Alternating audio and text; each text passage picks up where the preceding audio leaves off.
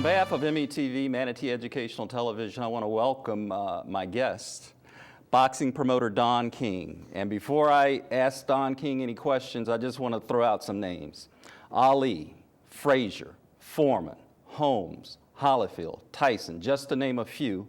These are some of the fighters that he's promoted. And what we want to try to do this evening, for the few minutes that we have, is to talk a little bit about your great career, talk a little bit about some of the memorable fights that you've promoted, and talk to you about America, because I know from hearing interviews in the past that you feel that you have lived the American dream. I want to ask you a little bit about that, but I want our viewers to get a little bit of the history of you and how you got into the fight game. Well, first of all, I'm very appreciative and very grateful to be on a program with you, Your Honor, and I'm ready to do whatever you say, sir. You know what I mean? So how do you want to start? What's a boxing promoter? Tell me what a boxing promoter does. I'm a people promoter, and I happen to have the title of a boxing promoter because this is the only avenue that they would give people of color at that time. And even saying that is really a sort of a misnomer, because they didn't give us that neither. You know what I mean? Okay. You just have to be out of the box thinker. But let me get into that. I'm a promoter of the people, by the people, and for the people, and my magic lies in my people ties. I am a person that loves America, so therefore I criticize America. If you love something and you care about it, you try to chastise it, you try to enlighten it, you try to find ways and means to make it a better America rather than just the America that it is, because what holds our country together, the essence of our country, is liberty, freedom, and justice, but they have one word where they had people of color not included. So inclusiveness means a lot. Inferiority, that goes with the woman, the white woman, and us. So I learned this here in the penitentiary, in reading everything that I could find my hands on, and then living the life that I lived before I got to the penitentiary. That gave me an enlightenment on life that don't get mad, get smart. That's why I want all the kids to educate themselves, put it in their brain. They can't take that away. But they have a handicap that is there, and is something that seems non-redeemable from the slavery to now, because it still exists and it still goes on. You got to work out of the box within the system. And so this is what I do in promoting these guys like Muhammad Ali, and it's the 40th anniversary, by the way, of the Rumble in the Jungle. In fact, I want to talk to you about that. And the 40th anniversary this year of the Thriller in Manila. I want to talk to you about that too. And so it's really, it's a delight, but to say my feelings for America is one land, indivisible, with liberty and justice for all. Not all white, not all black, not all brown or yellow, for all. And so these are the words, that cosmic words, that holds this country together now, because things are going awry, because they're still resonating. The slavery, the laws and things that they're being governed by, is the laws that were made when the reigning of that period interests of those who would say, you inferior, you're insubordinate, you cannot rise to the occasion, you're incompetent. You know, in fact, they put a stereotype label on us, Your Honor, that is just is irreputable. You know what I mean? Because we're lazy, lethargic, we can't rise to the occasion, we all lie, cheat, and steal, we're shiftless, worthless, and no account, we're heathens, we're savages, and whichever one you want to choose to fit any particular situation, they choose it, and it's like a knee-jerk word, ingrained into the psyche of America. And so this is what I work for, changing is the system, not the people. People are people, you know what I mean? But when you've been taught something from the womb to the tomb, it's very difficult. You can legislate statutes, but you cannot legislate attitudes and behavior. So, you know what I mean? But you can make behavior consequential. You know what I mean? In other words, they can do what they want to do and no consequences, with impunity. You know what I mean? And that's what we got to fight, the system that makes wrong right. You know what I mean? And this is what we have here, and that's my job, to be able to dedicate my time and effort, because when I first signed the two athletes, the most powerful at that time in the world, I couldn't get an eye water to cry with here in America. Well, I want to talk to you about that, because there's no doubt you are the first African-American boxing promoter on the scale of an international scale. What were the hurdles that you had to come through, just overcoming the racial part of being a boxing promoter? It was very difficult, because the images that I gave you, of the labels that I gave you as the stereotype image of African Americans in America, and I went through the whole cadre, because before they got to African Americans, just a few short years ago, we were browns, we were blacks, we were colored, you know what I mean? So you got to go through each one of the categories that they fit in for you to be able to have. However, I signed these two guys, and I thought I did something remarkable, and in effect it was remarkable, but not here at home, so I had to go out and go around the world. I just had a determination that I was not going to fail, and so I had to go from one place to the other. My first backer was King Faisal. King Faisal of Saudi Arabia. Unfortunately, he died. And we're talking about the Rumble in the Jungle, or the fight that eventually became the Rumble in the Jungle. The Rumble with Foreman and Ali. And so now, then we had to go through everywhere we go. In England, I had Jack Solomon, who was the chairman of Ladbroke, that's the gambling institution in there. And so he told me that if I got these two guys to sign, that he would back it. But when I did it, he said, I never thought you could do that, you know. You see, so therefore he backed out. So finally, in praying to God and God leading me, a fellow named Fred Weimar, he came to 2-4, and he was an advisor to Mobutu Sese Seko in Zaire, the president of Zaire. And so he introduced me to him, and then the president of Zaire put a guy with me named Manduga Bula. And from there we pulled it together because even in that. Because there was an issue in raising the money for that fight. Yes, it was an issue of raising the money. It was an issue that, you know, they said that a black couldn't do this, he couldn't do that. And it was everything, because all the time that I was trying to go to people, they would say they couldn't do it, but then they'd go back behind me to the fighters and try to bribe them and say they would do this amount for them and that another, you know. So it was an arduous journey, but the reward is in the journey. I persevered, and I have to say that George Foreman and Muhammad Ali stuck with me, because, you know, they wouldn't, because the difference of a period interest in a psyche of the white psyche in regards to black, I was offering them $5 million apiece. And even if they were trying to steal them, they wouldn't offer them the $5 million. Right. Because they didn't think they were worth $5 million. You know what I mean? And so that helps me with their way of thinking. You know what I mean? Ain't no end worth no $5 million. So, you know, this is that helped a little. But them guys stuck me, even if they gave up with the amount of money. I had both of them signed, and so then I had an opportunity when I talked to Mobutu, who put up the money. He went along with it, but even him, he put up the money. And he had a guy that works in his bank. You know, he's one of the 4th or 5th wealthiest men in the world at the time. Mm-hmm. And he had his man to give me, you know, write out a letter of credit or whatever it is. They call it a tested keep credit line in them days, you know. Right. And so he, the bank, we was going to get that text before the day I was going over there to talk to Herbert. And the money didn't show up, so Herbert went to Libya to see Muammar Gaddafi. All right, so he said, Judge, I'm going to tell you now. He says, I'm going to be honest with you. He said, if you don't have that money, this deal is going to be killed, you know. He said, I understand what you are and what you're trying to do. He said, but I just got to look out for Muhammad. I'm going to cancel this deal.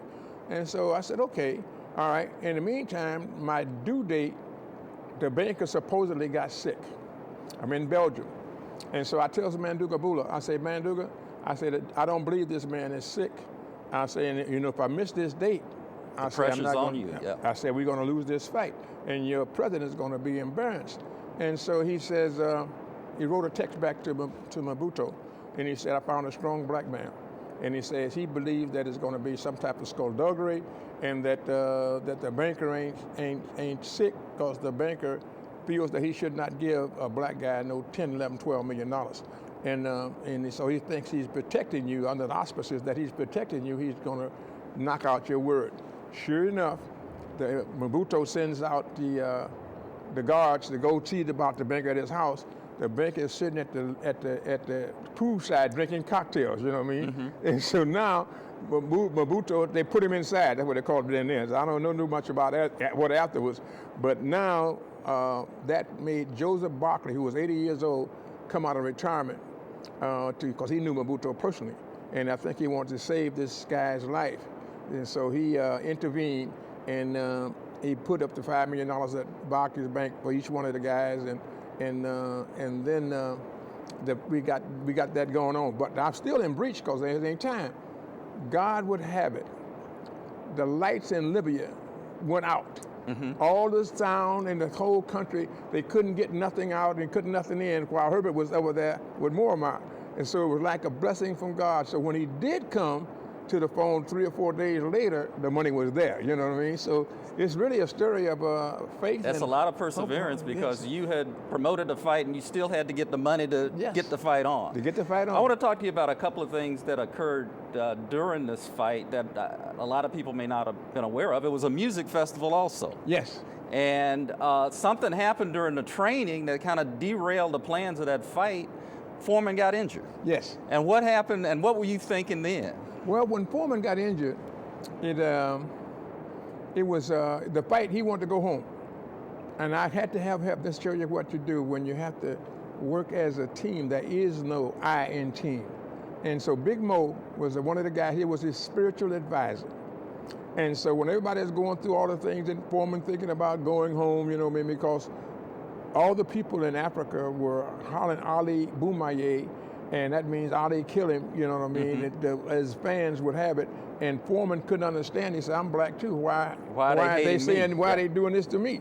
You know. But he had bought those police dogs, you know, that the Belgians had used in their colonialization. Those German shepherds. German those shepherds, you know what I mean? Yep. That was there. So. But anyway, what happened is we got in there with this fight, and by Big Mo, the spiritual advisor. He talked to Foreman, and Foreman stayed. So would it have been for Big Mo, I'd have been in big trouble because he's going to go and come back. And if he had ever got out of there, he was never coming back, you know what I mean? So Big Mo saved the day for me. Before we go on to the next big fight, everybody thought that Foreman was going to destroy Ali. Many people felt the fight was a mismatch from the beginning. Of course, Ali shocked the world. But what were your thoughts? Did you think it was a mismatch? That's how I got the fight from the very beginning. I had Ali. Foreman, when I went to see Foreman, he said, "I don't want to fight it." And I said, "Why?" He said, you know, if I beat him, they're going to jump on me. I'm going to lose my career because he's an icon, and I'm going to be the one that knocks out the icon, and I'm going to hurt him, and I don't want to hurt him. And he says, I don't want to be, and then furthermore, he's too old. He said he's old, and then if I beat the old man, then they're going to look at me with disdain because I done beat the old man. And to top it all off, he talks too much. I said, that's it, George. Let's shut his mouth. I understand what you're saying on that, but you got to shut his mouth for you to get your just due. You will never get recognized if you don't shut his mouth. He said, that's a point. That's a point. And on that basis, on the mouth-shutting theory, you know what I mean, I talked him into being able to do the fight. And I told him this was history. I said, we as black people, you know, are working together, and we're demonstrating that we can rise to the occasion, that we can make things happen, rather than always looking back with some excuse about why you didn't do it. And he said, well, they're going to say, well, you said, you know, that the white people would be against us anyway, you're going to block you. I said, but we know that, so therefore you can't use that as an excuse. That's a reality. I say, no, what we ought to do is let's do all we can do. And I said, if we in unity and solidarity togetherness, we can make it happen. He said, okay, we'll take the shot. And so we got Foreman to go along with this lawyer, Steve Baumser, and he signed 7 blank sheets of paper. And with the lawyer say, sign here, sign here, sign here, sign here. And me and Steve Baumser put that contract together. And then Steve would call him on every paragraph and read it to him and said he okayed it. And so Foreman lived up to every bit of it. He was really a remarkable guy. And did you feel that he thought he was just going to dominate and Yes, beat Ali? He thought he was going to destroy him. You know what I mean? And he had destroyed Frazier earlier. Yes, he had thought he was going to destroy him. Wasn't no question about that. And then when Ali, unbeknownst to all of us, he introduced the rope-a-dope. You know what I mean? He let him punch himself out, you know what I mean? And then he picked and chose to get his blows in, and then the 8th round, he took him out. Yeah. And before we go on to the next big fight, what's your favorite memory from that fight? My favorite memory from that fight is the demonstration of unity among ourselves, because we all have deeply ingrained in us a self-contempt image-wise of ourselves, because this is what they did to us from the time in slavery with the 238 years, 300 years of slavery here, 238 years is our country's age, but it was an ingrained thing that they would make you feel that you would make allegiance to the person that really want to destroy you, as to the master, but you go against, yourself, self-destructive, And so this type of mentality we have to try to change as this day right as we and you speaking, because what happens is they under the thing of trust nobody but the master, the Willie Lynch theory came in, and he told them the ways that they can make a slave and how they control the slave, and it would be for 300 years, it may go for 1,000. Well, at the same time when we were reading this, Hitler was saying the Third Reich, that would be 300 years and it'll be 1,000. Well, Hitler lasts 12 years. Willie Lynch had his birthday in 212. He was 300 years old, and it's 215 now, and he's still rolling. It's self-perpetuating. And so by me reading and always staying up with what it is, and I would tell it to Ali, tell it to Foreman, and Ali, no one can truly say how good he really was, because at the height of his career, he stood that he was not going to go, to fight in Vietnam because he was a conscientious objector. And so he lost 4 years at the height of his career. And after the 4-year exile, when the Supreme Court of the United States, vindicated him, then he came out and did all these remarkable things after that. So therefore, you got 4 years in law that you would never have known how really great he really is. So I always say, every knee must bend, every head must bow, every tongue must confess that thou art the greatest of all times, Muhammad Ali. So I coined that phrase for him, but he was remarkable. He stood his ground, and when he stood his ground from there, he was at my nightclub, used to come there and sing, Stand By Me, and all these things. So out of the memory of that fight, it showed what you can do if you have faith and you believe in yourself, confidence in yourself, and you also have another person of your kind and your ilk that will rely upon, you can rely upon what they say, and they can rely upon what you say. So that's one of the big common denominators, that if we use that, it could be for the benefit of everyone, because no one lying is worse than stealing. When you lie, you can be, you mean you make a deal or a pact to do something, I'm going to rely on what your job is to do, you rely on my job to do, we can make it, carry it through. But if I'm at point B and you somewhere doing something else, that's how Napoleon lost, Waterloo, But the idea is that shows you that self-confidence and that self-respect for yourself, you can happen. And so we had 3 black guys here, and we made the pact, and we walked the walk, and we talked the talk, we lived it up. And so that was the beginning, of demonstrating to the world, yes, I can, when everyone else says, no, you can't. And I want to talk about one more historical fight before I get into conversations about the state of boxing today and what you're doing today, and some other thoughts you may have about America today.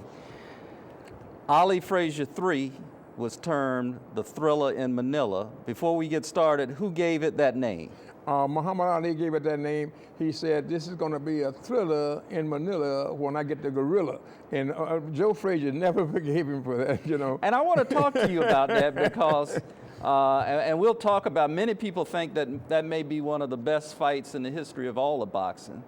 But I was wondering, since you were up close and personal with both fighters, did Frazier really hate Ali during that fight? Well, and was Ali being too cruel to Frazier? Because that has been commented on, that maybe he was just over the top, too cruel, and Frazier had every right to hate him during that fight. I don't think Joe hated him, and I don't think Ali was trying to provoke him. Ali showed you a mind over matter. He would win most of his fights before he ever got in the ring.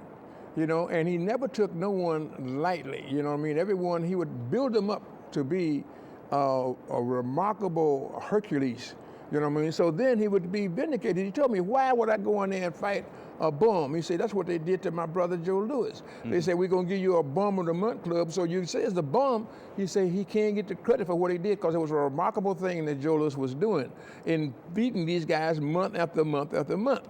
And so he taught me that, you have to be able to justify what you're doing. All right, so now he's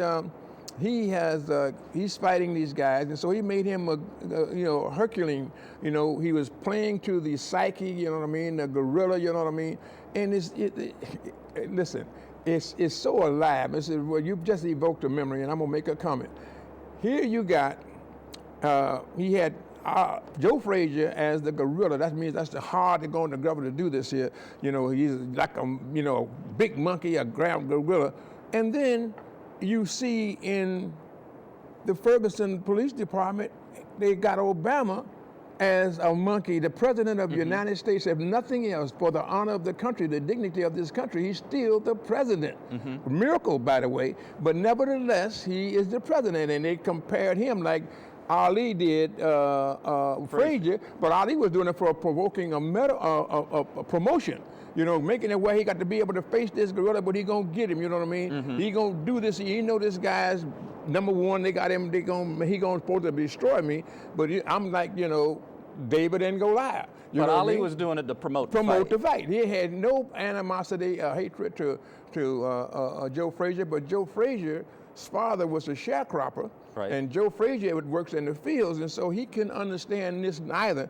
That how can they all be with Ali and they don't be with me, and I'm as black as he is, you know what I mean? And, you know, I come from a family of sharecroppers, you know what I mean? And I've been duped and exploited, you know what I mean? So he would be sitting and telling me on this end, but Ali be just beating the drums, making it so exciting, which gives it immortalization. Right now, that's the world said what you just said earlier. You said it without me even asking. It may be the greatest fight of all times, you know what I mean? So, but it came that way because Ali promoted it that way from the beginning, to making it like this is David and Goliath, you know what I mean? He's a giant killer, you know, and he put a word when he said gorilla, that was the ilk of what white America could endorse right away, you know what I mean? Because no matter what it is, they could really, just a knee-jerk word to them. That's, oh man, this is it, you know what I mean?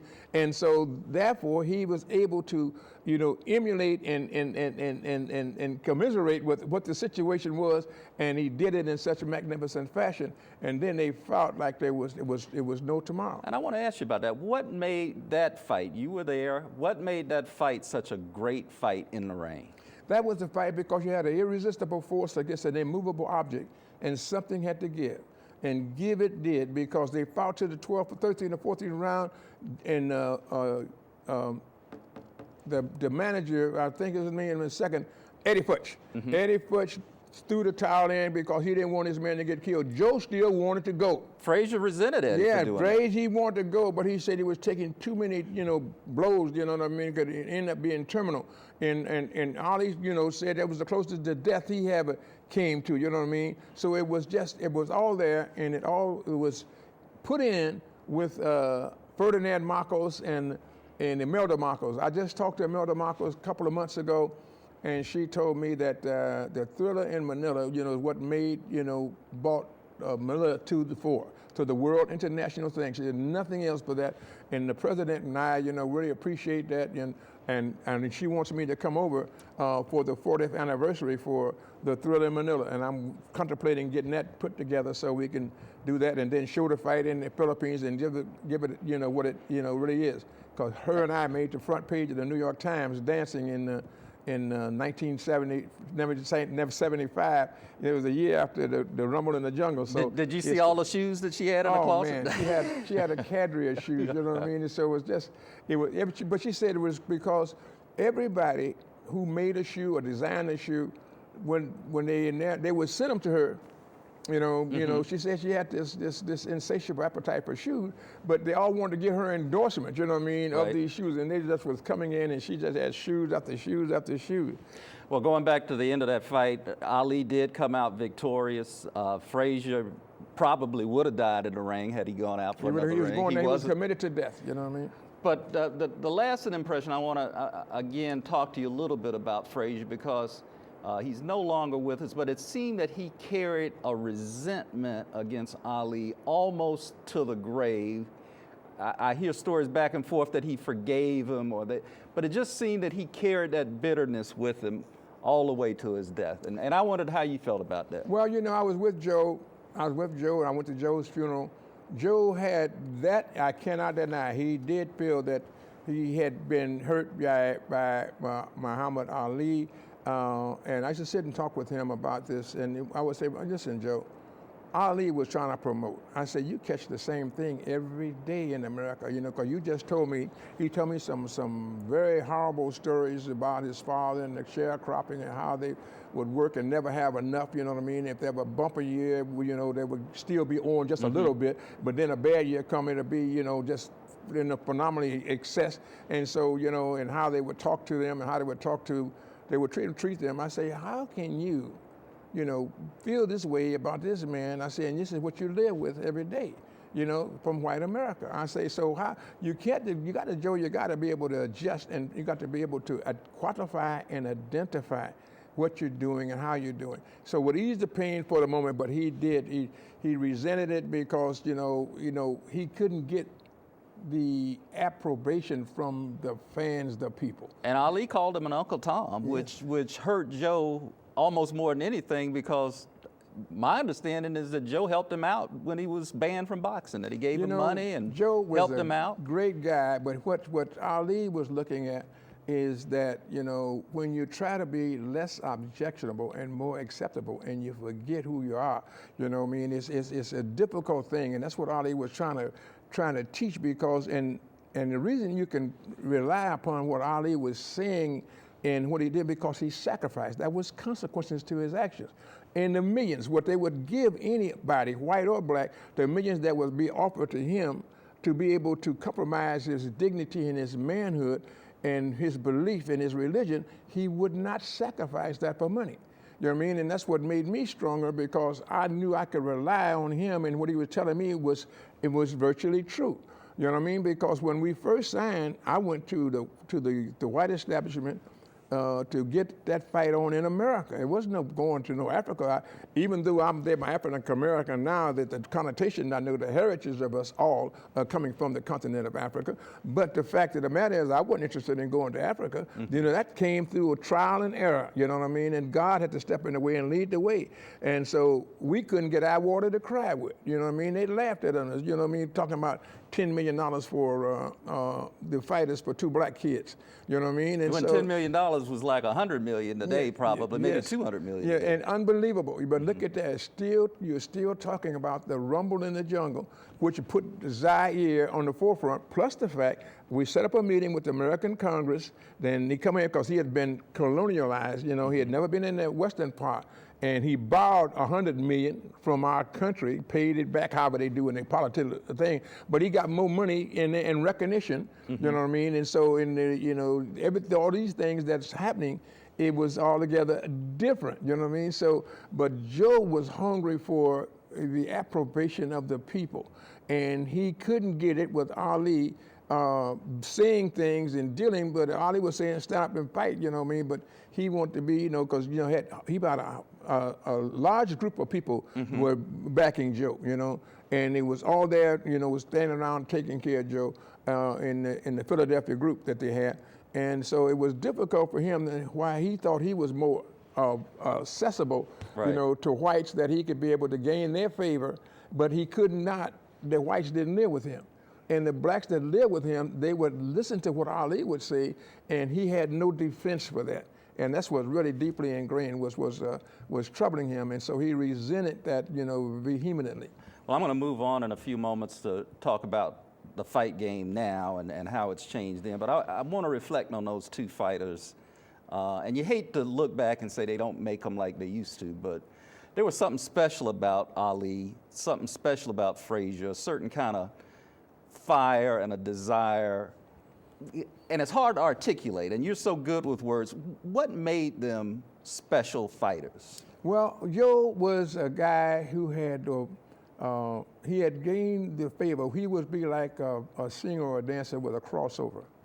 You know what I mean? So either you hated Ali or you loved him. All right, but see, what Ali was is it was like a Socrates. You know what I mean? That what he would he had to drink the hemlock, you know what I mean? Otherwise, he said his life would have been in vain. He had lived in vain, because he could have got away. They knew what he was going to try to do, and they was going to come back and get him. And they said, if I don't drink this hemlock, you know, everything I live for and everything I preach and stood for, you know, is irrelevant, because, you know, it was all lies, you know? So I got to be able to stay here and take this poison, but it'll last forever. And it's so true. We still talking about Socrates. All right. right, so this is what Ali was. He was doing, standing up for what he believed in, and then he got vindicated by the government that was the one that was antagonistic toward him. So, I mean, it opened the doors of a new gender of thinking, you know what I mean, because they know it's right, but how through all our slavery, through all the discrimination and things of that sort, they find justifications for it. And, you know, to justify why it has to be done this way, well, they're inferior, you're gonna do this, you're gonna do that. And they have all type of consortiums of things that they can come up with. So you got to be able to deal where it is real for the country, black and white alike, not one against the other, but both of them unifying, which we found with like Viola Louiso and all of the priests and things that were killed in the civil rights movement, struggling for fair play, equal justice, you know what I mean? Dealing with it, you know, life, liberty, and the pursuit of happiness, God-given rights, the unalienable rights they call them, then they call them inalienable. But the idea of it is, this is what he was pursuing.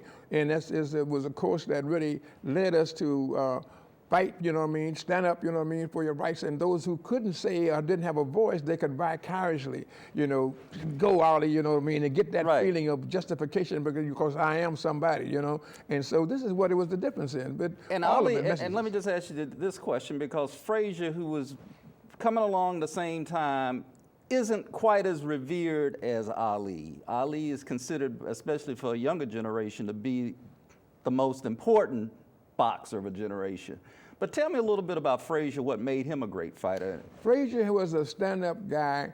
You know, he was, I loved him. He was a fantastic guy. He had a lot of belief, but how would I say this? You know, it would say misguided emotion, misguided passion.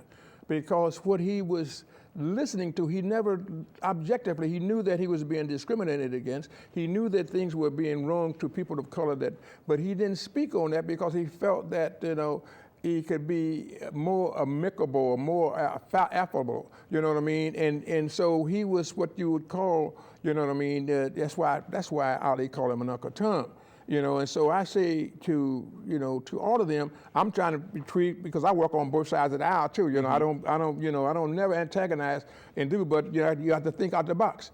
Any person that is of color that thinks in the box, you know, you're gonna be in your place where they got you contained, restrained, and controlled. You know what I mean? And the only way I can survive is to be able to take what these words is. We hold these truths to be self-evident, that all men are created equal, endowed by their creator with certain inalienable rights, among these which are life, liberty, and the pursuit of happiness. All right, well, at first they had life, liberty, and property. You know what I mean? So they had to change that because that property thing is what they was all doing, and we were property. We were chattel. You know what I mean? So whatever they do to us, they could do without any compunction or remorse. You know what I mean? And so the only thing that was the comparison was with the white woman and the slaves. They were both considered property. They were both considered inferior. And they were, you know, the only difference was they looked upon the white woman as an instrument of affection, a pleasure. But she was inferior because she couldn't make the decision that white Anglo-Saxon would come down with and be able to deal with. She couldn't substantiate herself. And to this day, it still resonates. They're still fighting in the Congress right now about equal pay and things, but they got to give them their inalienable rights. Life, living in pursuit of happiness. That's just they have to do. So doing this, knowing this here, you got to be able to deal with this in a manner that, you know, that bring it to the fore, you know, bring it to the light. Abigail Adams did when John Adams was president. She said, you got to deal with the women. We got a voice too. We got the same thing we be seeing in the civil rights thing where women were saying that they needed their rights, you know what I mean? And it would go down, you know, to work it out. So this is what you have to be able to follow, because no one knew it more better than Elizabeth Cady Stanton in the first women's rights in 1848 in Seneca, New York, when they had the rights to have their convention. So they paraphrased the Constitution, and it said that we hold these truths to be self-evident that all men and women are created equal. Well, but God has said that from the beginning. You don't have to, no gender, no sex, no nothing. You're all equal. You're all children of God, human beings for humanity. Well, Ali was before his time because he could perceive and prognosticate to the effect that he realized that, and he put a great bearing on me, so that kept me digging and digging all the time to substantiate that argument, so that it would be a better America. Not no one America for black or one America for white, but America for all. And those cosmic words, that they put out there was substantial, because in Jefferson writing to King George and all them about how it was, he was explaining that the voyage from Europe to over here, was like the Middle Passage, but it wasn't the Middle Passage for the slaves, but he was identifying all of the hurt that would be put upon these people that were coming from Europe to be coming back here to America to find this new land, and then they had no rights in what they had. They were being governed by, have no rights to be able to say that they can be, put laws that they had no rights and no participation in. And so, they had to make him rewrite that, right. You know what I mean? In order to help the slave trade. All right, but I look at it as it is, you know what I mean? Chief Justice Roger Bruce Taney, if anybody ever want to look at the succinct analogy of America, read his decision in the Dred Scott case. It is yesterday, today, and tomorrow. That's correct. And you got to be able to change that, you know what I mean? And that's what you got to do, because it's the system. It ain't the people. The people are been interjected in their psyche with this type of poison, you know what I mean? And they don't want to get out until you can re-legislate the laws, because even if they change their mind, they be breaking the law, trying to do something that would be for the benefit and the betterment of our great nation called America, because this truly is the greatest nation in the world. And I want to talk to you about that, but before I do that, in the few minutes that we have left, I want you to comment on the state of boxing today, and then I'd like to conclude with your thoughts and your vision about your life journey in terms of being an American. There used to be a time when everybody knew who the heavyweight champion of the world was, and that doesn't seem to be the case today. So what's your opinion on the state of boxing today? Well, the state of boxing today is the barriers that we broke down. We opened up new doors to the guys and athletes in the sports and entertainment. Was one of the biggest contribution to integration and assimilation into societal things that you could do, that you could be accepted on. Yet then when you get out of that, you can get to go right back to being in.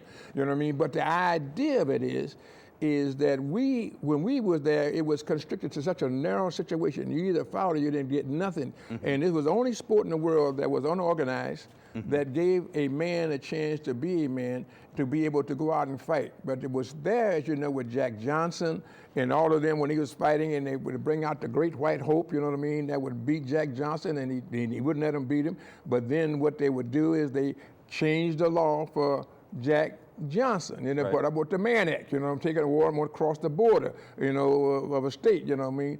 And so you got to understand, under those times and conditions, it was the same thing that I've been fighting all along with Mapp versus Ohio. I backed Mapp versus Ohio, and we got, the Miranda Act. And the Miranda Act now helps white and black. Illegal search and seizure. You can't go into a person's house and just go out there with bills of attainder and warrants of sight and grab their stuff without a reason. You got to specify and get a judge to sign on. I did that.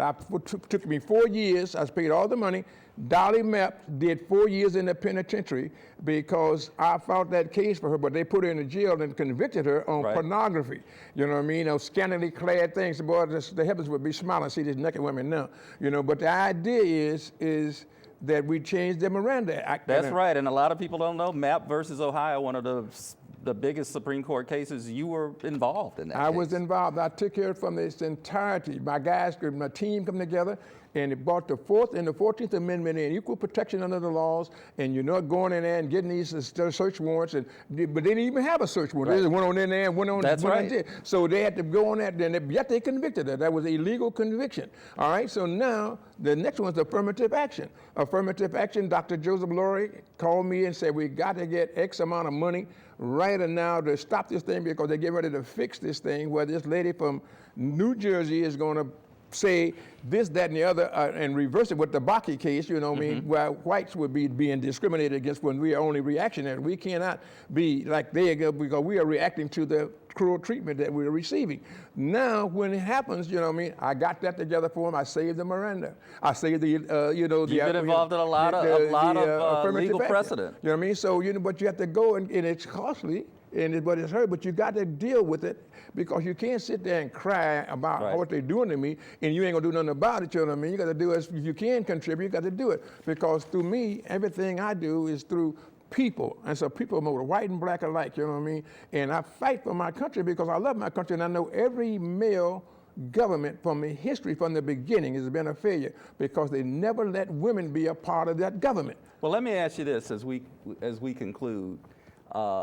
It's no big secret you consider America the greatest country in the world. You consider yourself as the personification of the American dream. In the few minutes that we have left for people that are watching this show, especially young people, could you tell us why you feel that way?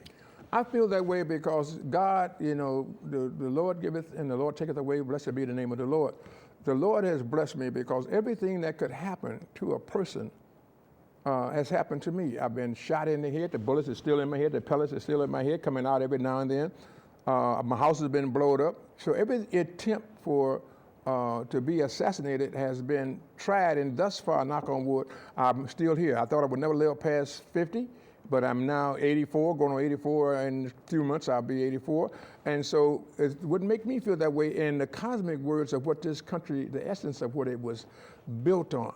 You know what I mean? This is a great country, don't forget. They disavowed the very acts that they were fighting for freedom in the revolution, and they changed this here when it came to people of color.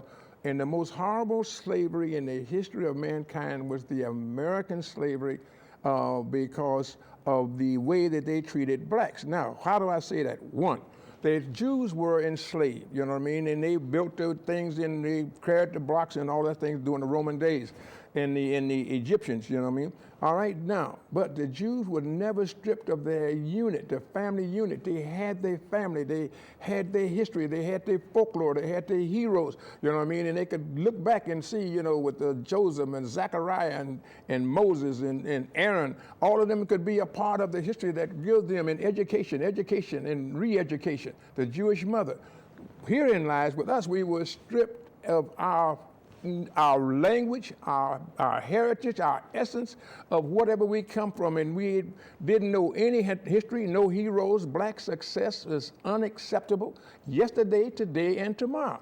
You know what I mean? If you get to be really big, you're going to understand that what you know is unacceptable because it's an exact contradiction to everything the Puritan interest has been propagating and perpetuating with their propaganda. You know what I mean? So you can't, and that's why Alabama's catching so much hell, but I understand it. You got to understand, you don't get mad, you got to get smart, you got to be able to work ways and means to do that. You know what I mean? And so what is happening with me, there's no country in the world that has that ringing things here, you know, when you hear it in the town hall meeting, as for what course others may take, I know not. But as for me, give me liberty or give me death. And then with the first guy that gets knocked out in the Revolution, Crispus Attucks in Boston, you know what I mean? When the revolution started, you know what I mean? Then they had the taxation without representation, you know what I mean? The T, you know, what they dressed up as Cherokee Indians and go out there and the T thing, you know? So they was fighting them. Then you got all of them that would come up there and your fight, you know what I mean, with your musicians, what they would call the end music, which a young man just got killed because playing that loud music, you know what I mean, he gets killed, you know what I mean? You got Trayvon Martin, you know what I mean, unarmed, you know, he gets killed. No consequences. You know, the man, I can't breathe, you know what I mean? Dies on TV, live, in living color, and, you know, no consequences. You know what I mean? So therefore, you got to understand that it's reliving itself until we change the system or change the ways that things are done, but you got to change it in accordance with the laws that we put in during the reigning power of a dictatorship is going to be still in effect. So when you could change your passion, you change your attitude, you change your behavior, but then you're going to break the law because it's still standing there with all the black codes codes and all of the different codes for women and the things that they put into action. And I must say they did a 5-star job because they were the masters of propaganda. So you don't get mad. You try to imitate, but you want to be able to do it in a fair and just manner because inclusiveness is the key word. You got to be an inferiority that make one superior against another one to divide, the way it is and how racism is bought and put up against it because they'd have class struggles with the Normans and the Saxons. You know what I mean? You'd have those things there. Moses had an interracial marriage with Tharbus. You know what I mean? So all of these things have been broken, the thing that Othello and Desdemona. You know what I mean? You're going to have this and things there, but all of they don't tell about what the blacks do. The red light, the black man did it. Carl Drew discovers blood plasma, and then he dies out in the South because he can't get treated with the same thing he done saved thousands of lives with in our armed forces. And then the hypocrisy of America throughout the countries I go to, it is ringing 5-star. You know what I mean? We say one thing, we do another. You know what I mean? And so this is what I'm fighting when I go to different countries to be able to try to justify, but I want to be able to come home and tell myself, as my kids, as my love, my heart is this America, I want them to understand that, we are doing the wrong thing here. We got to kind of change this thing here, you know what I mean? Because the world is looking at us in a different way.